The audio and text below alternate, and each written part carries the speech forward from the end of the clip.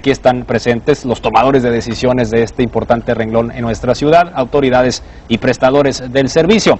Ciertamente el tema de las tarifas, y lo platicábamos durante el corte comercial, pues es un tema de coyuntura, pero pues lo que hay que ver es por qué los automóviles le están ganando todavía al transporte público. ¿Qué nos falta para tener un transporte todavía pues mucho mejor, más eficiente, más moderno, más a la altura de las necesidades de una metrópoli como lo es Monterrey? Yo quisiera partir en qué punto estamos en este momento, escuchar las opiniones de cada uno de ustedes y que seguramente habrá posturas un tanto diferentes en algunos sentidos y desde luego habrá puntos en donde haya coincidencias. Comienzo de este lado de la mesa con Fernando Gutiérrez, secretario de Desarrollo Sustentable. Muy bien, pues mira, lo he venido repitiendo, en los últimos años el auto ha venido ganando una parte importante en la forma en la que la sociedad se mueve. En los últimos 15 años hemos triplicado el parque vehicular, en los últimos 30 años hemos crecido prácticamente 5 veces el área urbana, cuando únicamente se ha duplicado la población. Y esto ha venido a traer algunos efectos importantes. Primero, rutas de transporte más largas y por lo tanto menos eficientes en términos de pasajeros por kilómetro. Otra parte que también trae los tiempos de traslado. Y el hecho que la gente opte por el vehículo privado sobre el transporte público, lo que viene a causar pues son estos congestionamientos viales que definitivamente lo que nos traen es una pérdida de velocidad y por lo tanto pues una merma en el servicio completo de la movilidad. La visión que tenemos es una visión de futuro. El gobernador Medina está haciendo inversiones importantes para la reestructura y la modernización del transporte público. Ecovía, Línea 3 de Metro, son 2 proyectos que ya están en marcha. Y la parte sustantiva de todo esto es que tenemos que brindar al usuario una tarifa justa, obviamente un servicio de calidad y darle, de alguna forma, una mayor velocidad en su traslado dentro de la metrópoli. Ese es el objetivo y es algo que tenemos que obtener. Por parte de la Asociación de Transporte Público de Pasajeros, ¿comparten esa opinión ustedes, don Hernán? En parte sí tiene razón el secretario. El problema es el automóvil y el problema principal del transporte público es el tiempo. Lo que sí hay que hacer notar es que no es una situación dada solamente en la ciudad de Monterrey, es una situación dada a nivel mundial.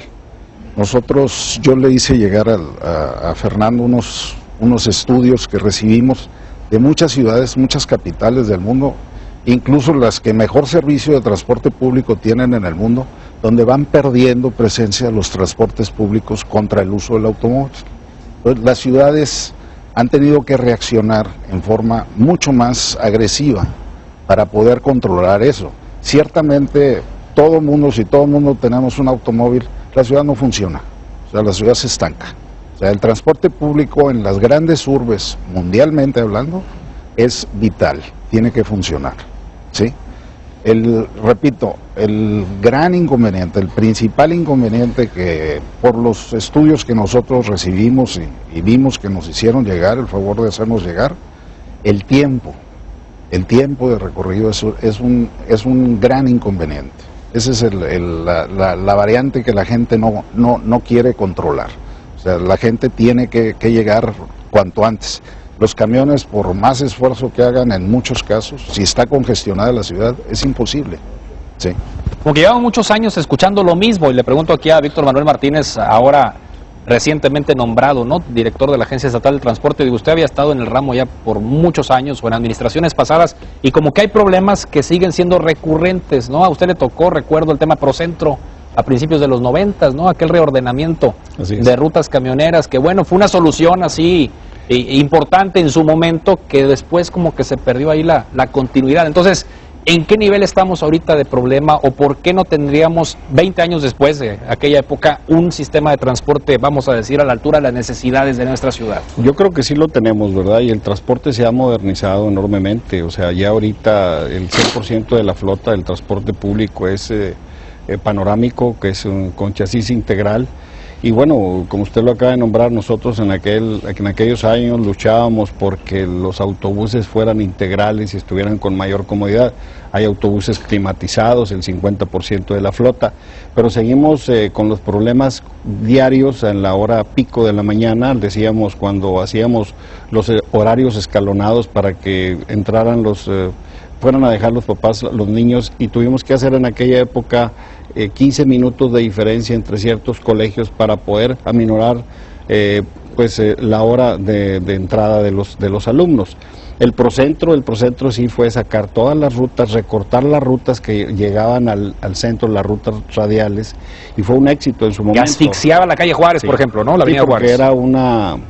era una hilera enorme, ¿verdad? Desde la calle Padre Miero, Constitución, hasta la calle de Colón, llegaba por doble y tercera fila, entonces teníamos que hacer los recortes, pero de tal manera que no afectara también y que la gente también tuviera, los usuarios tuvieran una información veraz para poder llegar, porque pues lógicamente no hacerlos quisieran otro transbordo.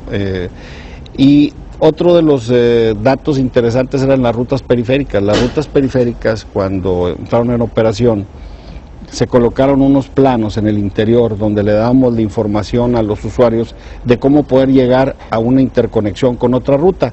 Y mucha gente descubrió en esos momentos que con 2 camiones podían llegar a su destino, porque anteriormente no preguntaban o no había quien les dijera. Entonces, pues en su momento fueron muy benéficas, y ahorita pues estamos pues de lleno en esto para poder aportar la capacidad que podíamos tener para poder desarrollar un mejor transporte y en un sistema integral del transporte. Exactamente, yo creo que hacia allá tendríamos que avanzar, ¿no, Carlos Chavarría? Usted que también pues ha estado toda la vida en este tema, ¿no? Es una pregunta de por qué es recurrente el problema del transporte. Pues porque recurrentemente no se ha resuelto. El problema de la movilidad en la ciudad. Cuando metemos a hablar de transporte tenemos que hablar de movimiento de personas y de carga.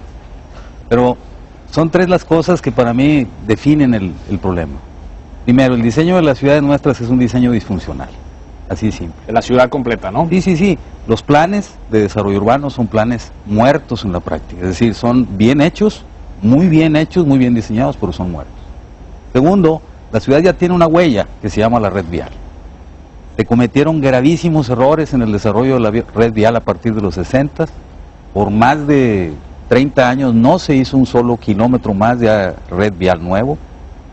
Y finalmente, las políticas que se aplican a nivel municipal y estatal no son coherentes. Por un ejemplo, es evidente que el primer cuadro es el área de la ciudad que tiene mejor infraestructura. Hay un metro de primer nivel en ese primer cuadro de la ciudad. Y sin embargo, el costo del estacionamiento es sumamente barato. En Nueva York te cobran $4.50 por estacionarte media hora en un estacionamiento privado. Y eso me lleva al último punto. Nosotros los ciudadanos no queremos aceptar los costos que nos van a tocar cuando tengamos que reestructurar la ciudad, porque aquí todos vamos a recibir costos. Se han cometido muchos errores, los hemos tapado con un dedo. Yo puedo poner el ejemplo de San Pedro, una ciudad jardín, convertida ahora en una plancha de acero debido a los automóviles.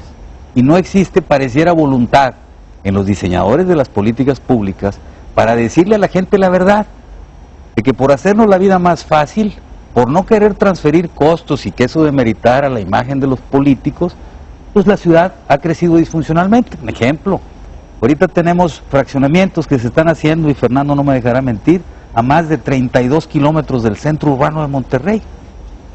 Vamos a donde íbamos a salir el fin de semana, los ojos de agua, ya se están haciendo fraccionamientos allá. Ya son residenciales. Eso es disfuncional.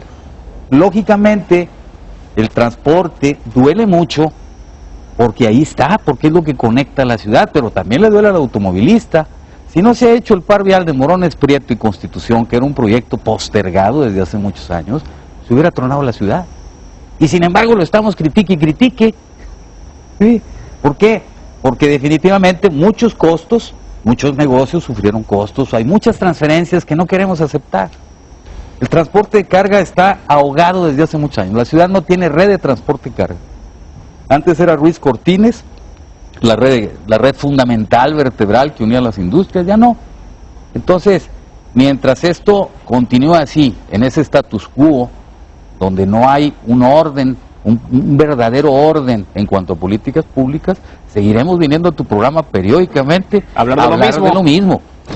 Hablar de lo mismo. Llevamos muchos años hablando del tema, ¿no? Yo creo que Pues ahora sí. sí estamos enfocando el problema pues, de una forma integral. Las nuevas políticas de desarrollo urbano buscan compactar las ciudades. El nuevo plan de desarrollo urbano de Nuevo León 2030 incentiva el urbanismo social. A final de cuentas, una ciudad de escala humana, en donde no estemos privilegiando el automóvil como única forma de traslado, la multimodalidad, que es una parte importante. Ahora, el problema de eso es que revisamos 32 reportes de diferentes ciudades que aplicaron programas integrales de desarrollo urbano y la gente no deja de usar el automóvil.